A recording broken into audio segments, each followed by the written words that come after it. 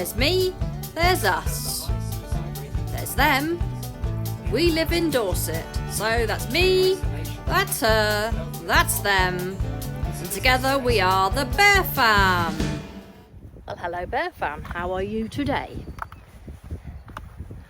Excuse the hair. Forgot to tie it down. Come out in the wind. You know how it is, girls. Just checking I'm not being observed. You know how I feel about talking when I'm being observed. I've got myself a new toy, finally. Got myself a selfie stick. Oh, exciting. Now I can do like pretend that I'm not here, you're not here. Pretend I'm just walking along. You get the ugly profile chin. Ugly profile chin? What I meant to say is ugly side profile with a double chin. Anyway, this particular video was not really designed or intended for me to yak on like normal. Although stopping me is nigh on impossible, is it not really? I don't tend to shut up very easily. So, yeah, I'm still playing. You'll have to excuse me, keep playing with angles and dangles, that's better.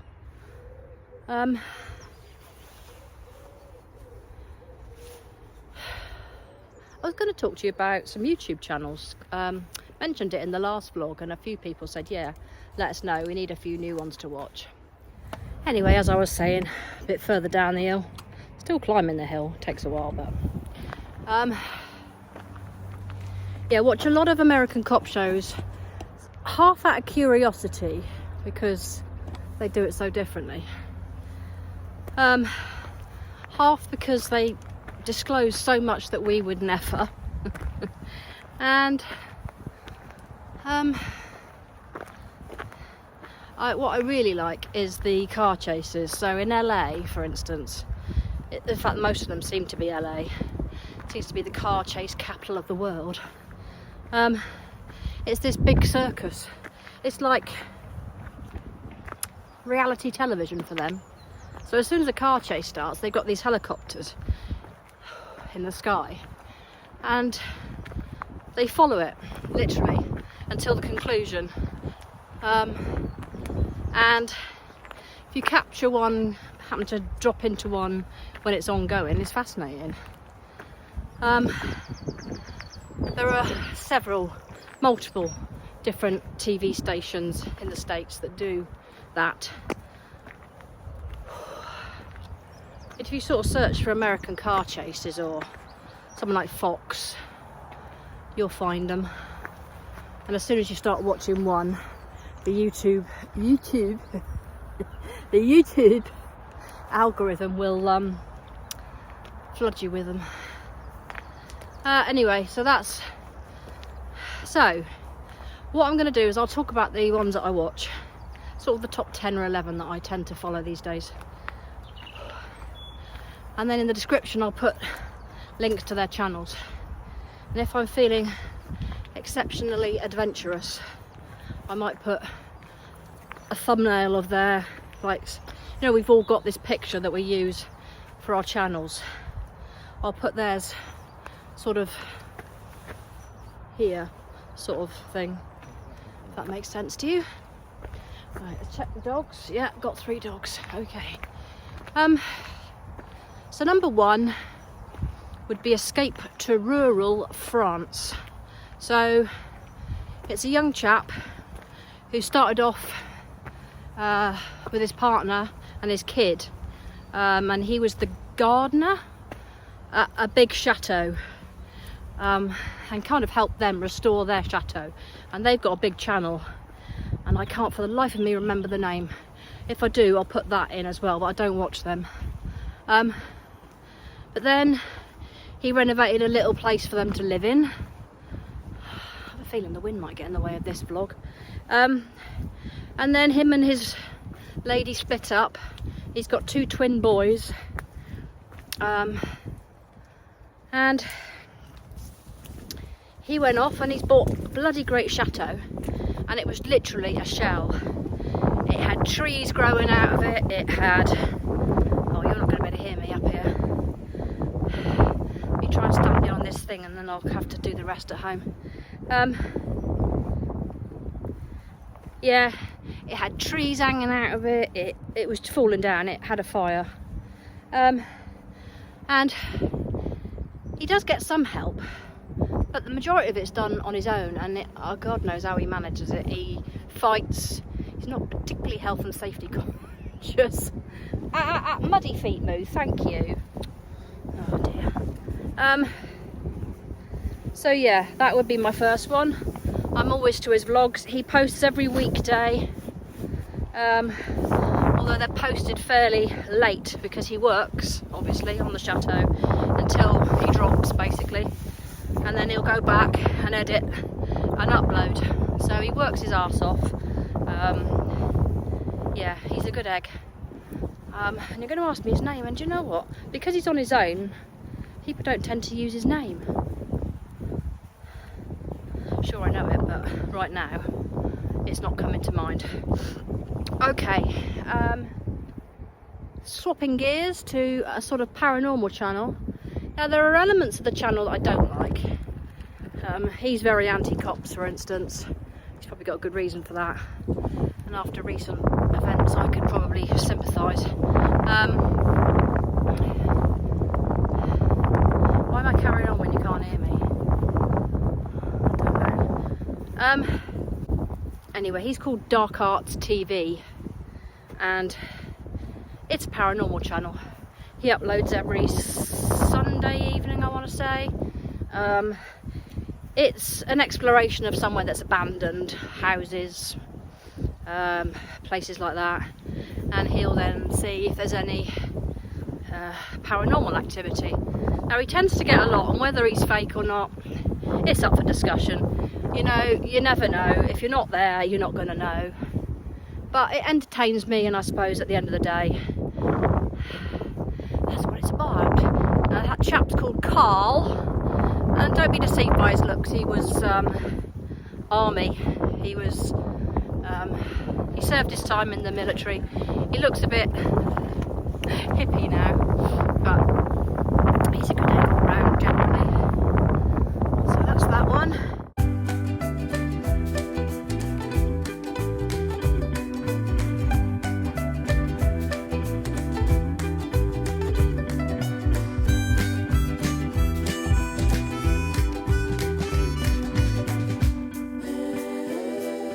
What's next? True Blue Travellers are a lovely couple. Wicked sense of humour, which is what I love. If you don't like, carry on comedy type, or you get easily offended by things, don't watch them. He told a joke last night and she was mortified, don't get me wrong. They're a super lovely couple, but she's an Aussie, so the Aussies, they spent time in Australia, and over there people tell these things on the radio. People aren't offended like they are in the UK. Anyway, it was something like, what does a Chinese woman who has an emergency birth, all happens really quickly and she wasn't expecting it to happen right then, what does she call the kid? Suddenly. So they're quite childish. He thought it was hysterically funny. She was mortified he told it. And there was another one I can't remember. But if you're easily offended and that sort of thing would upset you, don't watch them. But what they do, they both gave up their jobs. And they're not just van lifers. In fact, they're not van lifers, and they say that themselves. They renovate different vehicles to travel in. Then they go travel and make travel vlogs. So it's a bit of van construction, and it's also some travel. And they go all over the world. Beautiful places. Malaysia, the Arctic, Australia, Scotland. And by God, their filming is spot on. So yeah, True Blue Travellers, huge recommendation on that one. Only found it recently and they've got me hooked. They're currently, where are they at the moment? Morocco. They're currently in Morocco. They upload once a week on a Saturday. Okay, who else? Ryan, he's put all his money and literally all he owns, 14 grand, into buying a French house, but it's a wreck. There's woodworm, so that's another renovation. But he's not quite as not quite as knowledgeable. He doesn't. So I think that's going to be a rough ride. But he hasn't, because he's so new to it all, he really hasn't established a specific upload time. He was saying he was going to do once a week, but he's now said because he needs the money, he's going to start doing 2 or 3, which is hysterical. He's very apologetic. He's like started Patreon and he's like, I'm sorry, but I need the money to renovate. Right, what else have we got? A bit of a wild card is Si finds mudlarking. I think it's that. I think that's what he calls it. It's quite a long name. He's one of these people, if you're not from England, the Thames obviously is the major river tributary that runs through London. And in days of old, it was a dumping ground, you know, it was where everything went, the sewage, the rubbish, it was just where everything went. And obviously there used to be a lot of industry along the Thames as well. Now, mudlarking is an English term for when you go along the banks of the Thames looking for valuables. And it's an ancient, you know, it's been going a long time, because rich people used to lose things, you know, in rivercraft and anyway, mudlarking, but you've got to get a licence. So you can't just go down to the banks of the Thames and mudlark. And I know if you've just been to central London, you think, but there are little beaches, little alcoves, little areas that when the tide is out, you can get down. Now, it's called mudlarking because it's blooming muddy and sticky and manky and horrible. But yeah, you've got to have a licence. He's clearly got a licence. He takes you along on the hunt for things, and then he upcycles. So he's also got an Etsy shop where he upcycles old bottles into glasses, silver spoons into silver rings. You name it, he does it. If it can be saved, he'll save it. So I really like that. That's another one of mine, and I don't know, I've not really worked out a schedule on him yet. Schedule, whichever. So if you're into that sort of thing, but it is really just almost archaeological, but I like seeing what, you know, the rubbish of yesteryear was. Mostly jewellery that's been lost, bottles that have been lobbed, pots, cooking vessels, utensils. Yeah. What else? Right, a nice just basic exploration one, and they're good friends with the one I mentioned earlier. I mentioned Dark Arts TV. They used to get together, Carl, Sam, who's a bloke, and Jess. Sam and Jess are a couple. They all used to go off paranormaling together. And Sam and Jess would go off and do a bit of an urban explorer of the place, and then they'd all come together at the end to do paranormal, and that's how I started following them. I don't know whether they've fallen out. I don't think so, that Sam and Jess have sort of just gone off exploring on their own. They're hippies, for sure, hippies. Vegetarian, long hair, dreads, but they're salt of the earth. They're really lovely people, very respectful. Yeah, just living an alternate lifestyle, and once upon a time I would have probably looked down my nose at them, but not anymore. And they do everything on a budget. They sleep in the car, they go camping in flimsy tents. Yeah, good people. Right, one of my favourites is a channel called The Y-Files, and I'm wearing their merch now actually. It's Man on the Moon, but you can see the camera crew recording it in a studio. Yeah, love the Y-Files. The chap that presents it is an ex US, I don't know if it's Hollywood essentially, but a producer. He's got a load of contacts, but he doesn't essentially use them. It's not about that. I'm just saying the professionalism and the way the programme is put together is as professional, if not more so, than some TV programmes. The editing is spot on, and they are genuine, down to earth. They do lives from time to time, and they are just really lovely people. Anyway, I'm trying to think of how he introduces it, because it would be the best way to describe it. Weird. Anything that's weird or conspiracy or alternate theories, or just, and he deep dives into it. So he'll tell you the conspiracy or the theory, or let's say, I don't know, I'll say Roswell just for an ease of everybody knowing what I'm talking about. So he'll take that, he'll tell you the story, and then at the end he'll dive into, he'll research as deep as he can, and then he'll come back and say, well, I think I can debunk that bit, I can debunk that bit, but I can't debunk that bit. What do you guys think? And it's difficult to explain. Go and he's been on holiday for the first time in like 2 years since he started it. He started it during lockdown in his garage, because he couldn't work, obviously, and it grew slowly, and then it's exploded. I mean, I don't know if he's got, I can't remember whether it's 1 or 2 million, but subscriber wise it's probably one of the bigger channels that I watch. But I binge watched it when I first found it. I binge watched everything, literally hour after hour.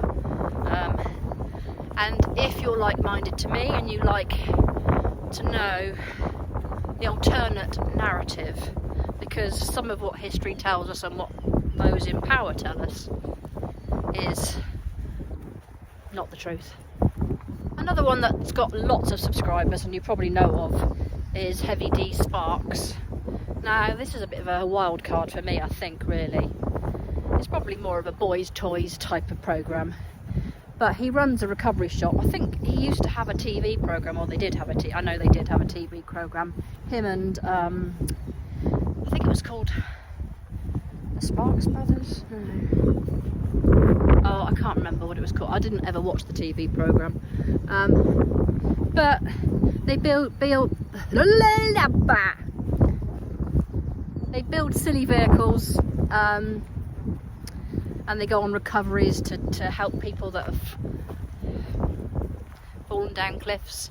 It's, like I said, it's a wild card, but I like it. And yeah, CJ Faison, CJFAISON, used to be a NASCAR driver, started a YouTube channel. He's got a vehicle auction business in Delaware. He does a lot of paranormal, and he's funny, as in the way he reacts. He's recently bought a farm near Burnt Bridge, which apparently is a big place in Delaware that's always been known to be haunted. But he's bought this house, farm, load of land. I mean, he's minted, obviously. Yeah, so he works with, there are 2 people that he always used to work with as a threesome, and he was the boss and he employed them. But as time went by, he obviously encouraged them to start their own YouTube channels, and whether that's backfired on him or not, I don't know, but they've now decided to work on their own. So I'm giving it to you as one channel, but he had a cameraman called Chris Baird, Baird, and another chap called Dylan Coracon, I don't know, some Irish name, I would imagine, him back along many years ago. But they've both gone out on their own doing paranormal. There's no beef between them. They still get together, and but very recently, it's quite a recent happening. Thank you for that, Chunker. You nearly put me face down in the mud, mate. This is minging. Jack, get out of the mud. Oh, see, that's what I get for taking my eye off the ball. He normally follows me around the non-muddy bit. Oh, Jack. Ugh. Oh.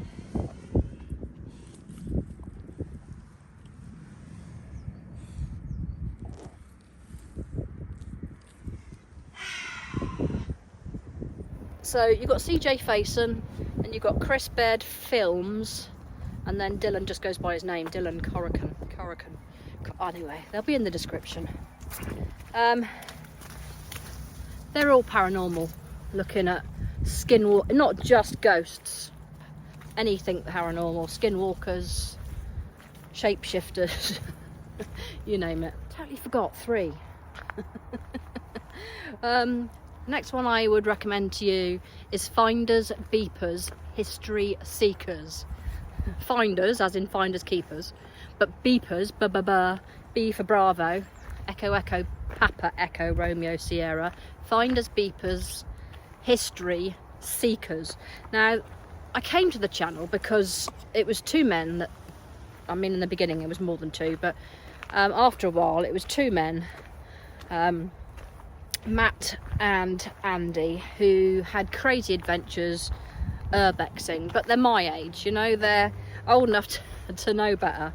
But Matt puts on weight and loses it like there's no tomorrow, and when he's a bit chubby, trying to get in and out of windows and stuff, and he laughs, you know, self-deprecating. But sadly recently Andy decided to quit, and it's been quite a wrench for those of us that watch the channel, because the 2 of them together were like the 2 Ronnies, or Ant and Dec, or any duo. They used to bounce off each other something chronic. It was hilarious, and I do miss Andy. However, the channel has changed. It's just as good, it's just very different. Now Andy was working full-time, and I think that was the rub, because Matt left his job and became full-time on the channel, and Andy was still working full-time, and they were struggling to fit in the content creation, you know, and it must have been quite a wrench for Andy, because they were constantly like taking trips, and his wife and family must have been a bit peeved, I suspect. So, and I know his wife was poorly, so everybody still hassles Matt to get, when's Andy coming back, and like he says, he's not, unless some miracle happens. Anyway, so he's an urbexer, so he goes to amazing places, but he's really, you watch some of these urbexers and they just go around and they like pan like this, and you're like, oh stop, I want to look at that, what's that all about? And he likes to piece together, or try and piece together as much as you can from what's left in the property, somebody's story. And he reads the letters, and he looks at the books, and he reads the inscriptions. Yeah. So, and now he's on his own, and it's his full-time job. You know, he's recently done 2 trips to Italy, Portugal, he's going to Singapore this year, and he's literally going to France in April. So yeah, and he's very interactive, lots of lives. It really is a community, a group of people, mostly mamas that want to mother him, or jump into bed with him, one or the other. He's quite a cheeky chappy, and for that reason, to me, he's quite attractive. I don't know if he's a stud muffin, I don't think he is, but I've always been attracted to humour to a certain extent. So that's that one. A new one that I've come across is something called Novesity, Novesity. Now, true crime podcasting and YouTubing in the States is huge, because the cops and authorities release so much information so early that everybody starts doing their own investigation into things.